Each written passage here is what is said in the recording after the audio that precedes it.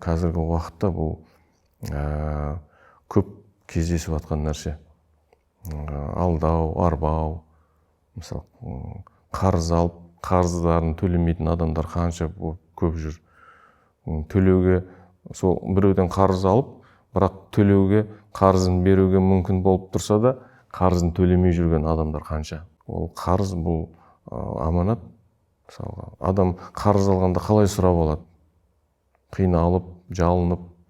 Қарыз берген қандай үлкен сауап шариғатта бізде. Қарыз алған адам асығу керек екен де. Қарызды қалай тезірек құтыламын деп асығу керек екен. Иә. Бізде адамдар кейде ойламайды ғой.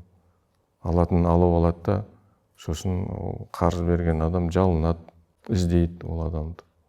Өйткені оған да керек қой. Аманат қылып берді. Оның да бала шағасы бар, оның да жұмысы бар, тірлігі бар, өмірі бар, аманаты бар деген сияқты. Сондықтан барлық нәрсе өмірде бұл жаңағы иманға байланысты, сенімге байланысты. Бізге қазір жетіспейтін шынайы Алладан қорқу. Сондықтан адамды не үшін жақсы көреді? Не үшін сыйлайды біздер жалпы?